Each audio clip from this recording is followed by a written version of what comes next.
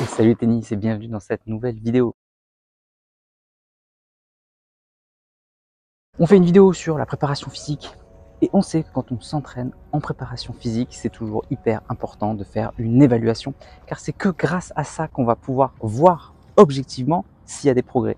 Évidemment, il y a des sensations, il y a des objectifs qui sont justement subjectifs, il y a des sensations qui sont subjectives, mais on aime bien avoir des chiffres, avoir quelque chose d'un peu plus objectif pour pouvoir s'évaluer. Et donc les tests physiques sont là pour ça. Alors on peut en faire une multitude des tests physiques. Moi je vais vous en proposer certains que je trouve les plus essentiels pour un joueur de tennis et surtout pour un joueur de tennis amateur.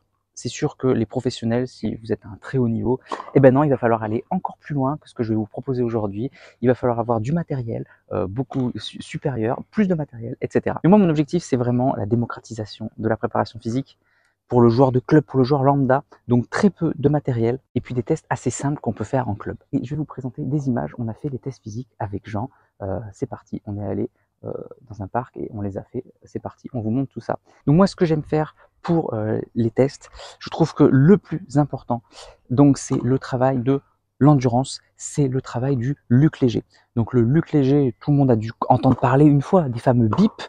Donc d'abord, on va évaluer l'endurance, la force et la puissance, donc la souplesse et puis la vitesse, et notamment la vitesse spécifique. Voilà pour les qualités physiques qu'on va évoluer, on va rentrer un peu plus en détail. Donc les bips, en fait, le protocole, c'est on met deux lignes espacées de 20 mètres, et vous savez, il y a des bips, et il faut courir, et à un moment de la ligne, on doit arriver au bip. Donc au début, ça commence super lentement, ça commence à 8 km/h, donc on a le temps de s'étalonner, comme on dit, de se mettre dans le bon rythme. Et une fois qu'on est dans le bon rythme, une fois que les 2 minutes d'échauffement sont terminées, ensuite on va augmenter progressivement de 0,5 km/h toutes les minutes. Donc on va augmenter la vitesse progressivement. Et grâce à ça, on va augmenter l'allure, et ben on va voir jusqu'à quel moment on explose tout simplement. Donc ce test de Luc Léger nous permet d'évaluer la VMA. Donc on peut après faire une approximation de la VO2 max, mais c'est surtout la VMA qui nous intéresse pour pouvoir ensuite le travailler à l'entraînement. Et cette VMA est capitale pour moi, pour le joueur de tennis. C'est vraiment l'un des progrès les plus spectaculaires qu'on puisse faire. Si on arrive à augmenter sa VMA, et bien sur le terrain, on aura l'impression de voler. On va vraiment être beaucoup plus à l'aise. On pourra courir partout de manière plus rapide, sans être essoufflé, sans avoir le cardio qui monte. On va pouvoir récupérer entre les matchs. Bref, c'est vraiment une qualité qui me semble fondamentale. Et le Luc Léger, pour moi, est le test le plus important pour ça. Ensuite, on peut faire des tests de vitesse. Donc, outre les tests classiques, sprint sur 5 mètres, sur 10 mètres, sur 20 mètres, 50 mètres, carrément, allez, soyons fous. Donc, au-delà des sprints vraiment classiques en ligne droite, il y a deux tests que propose la Fédération française de tennis, que j'aime beaucoup, qui sont le zigzag et la navette. Donc, pour la navette, on commence par la navette, c'est assez simple. Il faut faire 5 allées d'un couloir à l'autre. Donc, 2 allers-retours, puis le cinquième où on accélère sans s'arrêter. Donc on part départ arrêté, bien sûr, on lance le chrono au moment où le joueur bouge, donc il n'y a pas de temps de réaction. Donc on pose un appui d'un côté et on va poser l'appui de l'autre côté. C'est-à-dire que si on pose l'appui pied droit sur une ligne, quand on revient, il va falloir poser le pied gauche de l'autre côté pour se équilibrer. On aime bien, nous, au tennis, dire on se met toujours face au filet au moment où on se tourne. Alors souvent, ça se fait sur un terrain de tennis, mais ça peut se faire en dehors du terrain de tennis, pourquoi pas, si on a les bonnes mesures. 8,23 m pour les spécialistes. Ensuite, il y a le test du zigzag. Test du zigzag, on doit passer devant un plot, revenir sur la gauche, passer derrière le plot, sprinter, passer devant le plot, derrière le plot et sprinter jusqu'à la ligne d'arrivée. Donc il y a un protocole, hein, il y a des mesures précises, hein, je vous l'affiche à l'écran. Donc voilà, un protocole à mesurer où on met les plots, on met des barres. Attention, on n'a pas le droit de toucher les barres, en tout cas de les faire tomber, sinon le test n'est pas valide. Et puis pareil, départ arrêté, on lance le chrono quand le joueur bouge les jambes, hein, pas de temps de réaction, et on arrête au moment où il franchit la ligne. Donc voilà pour les deux tests de vitesse qui sont hyper importants. Ensuite, il y a les tests de puissance. Alors les tests de puissance, la Fédération française de tennis propose un test avec une balle lestée. Le problème, c'est que ce test, il demande quand même beaucoup de place. Il faut plutôt être sur un terrain de foot ou un grand espace où on peut envoyer la balle très loin. C'est pas toujours évident dans les clubs.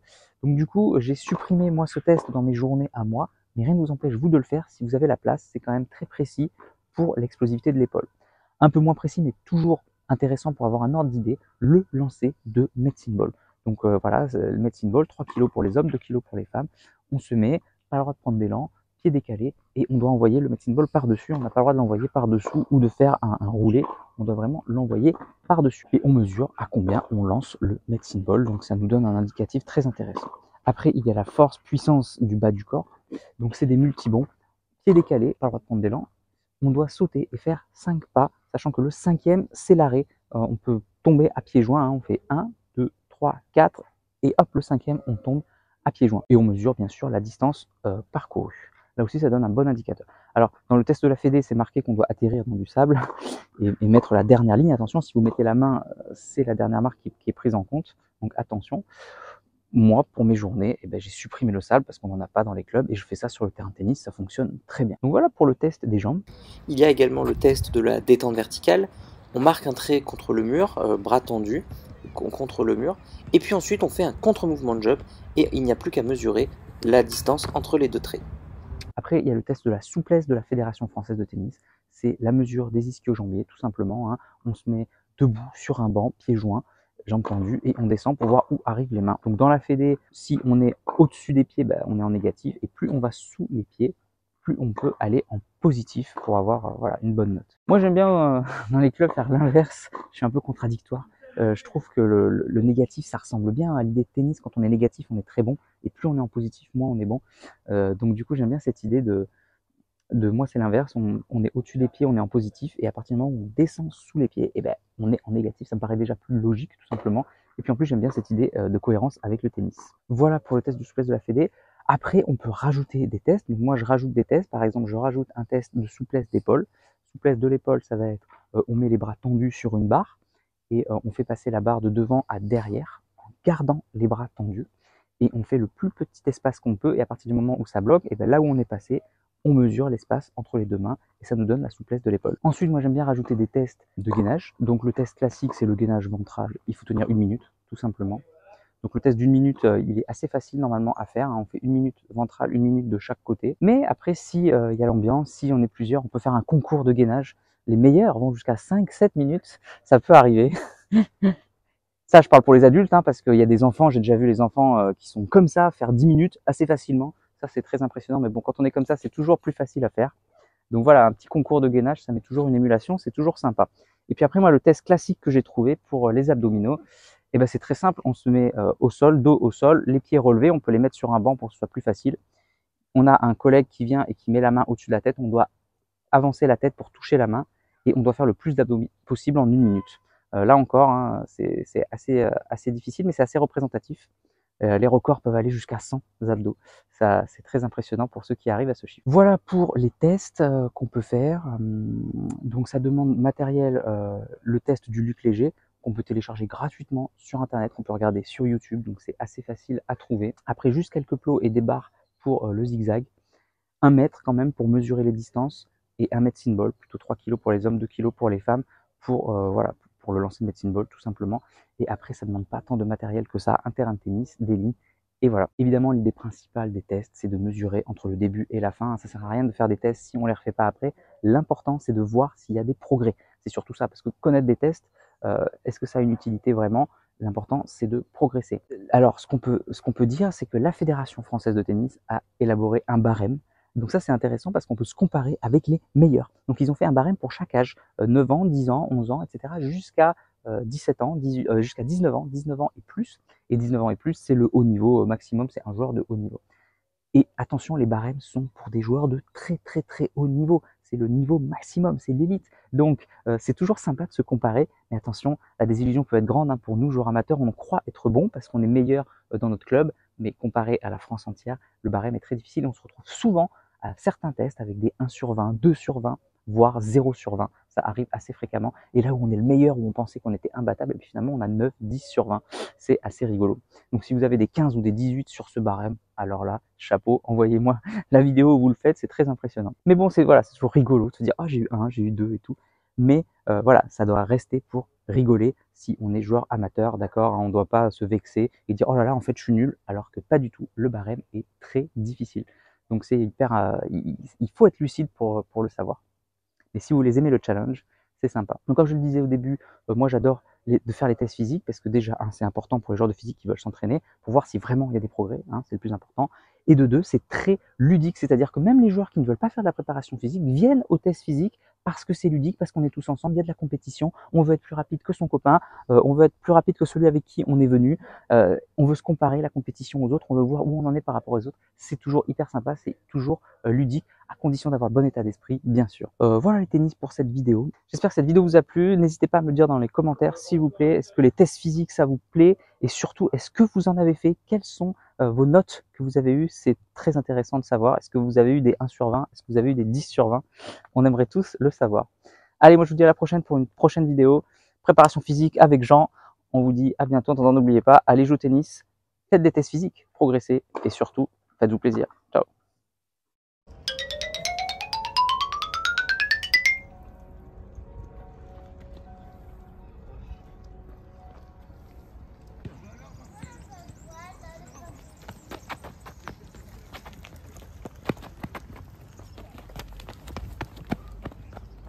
La perf.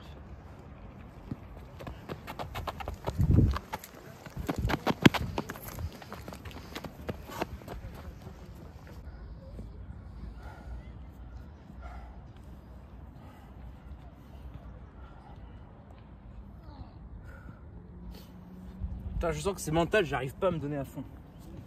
J'arrive pas à... 1, 2, 3, 4. Donc en gros, il faut que je revienne. Allez. 1, 2, 3, 4. Allez, allez, allez jusqu'au bout. Ok.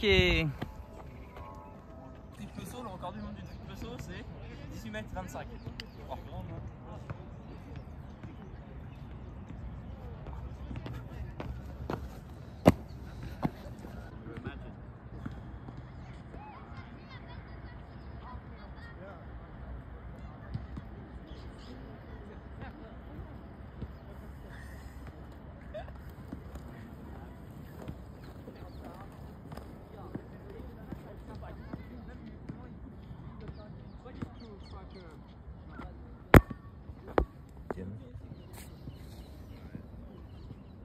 Pourquoi je mets 12,50 et 12,50? Ma distance, je la mets en temps, tu vois. Ah.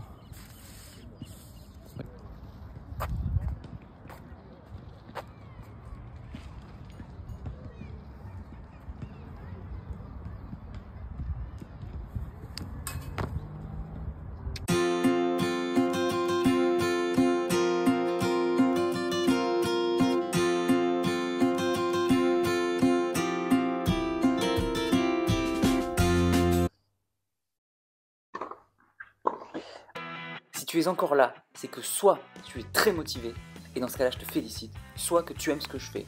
Dans tous les cas, s'il te plaît, laisse un commentaire pour donner ton opinion et soutiens mon travail, soit en partageant les vidéos, c'est important pour l'algorithme, soit en allant sur Tipeee. Tu peux aller encore plus loin en t'abonnant à ma newsletter où je te donnerai plein de conseils. Rien de plus facile, clique sur le lien dans la description. A bientôt.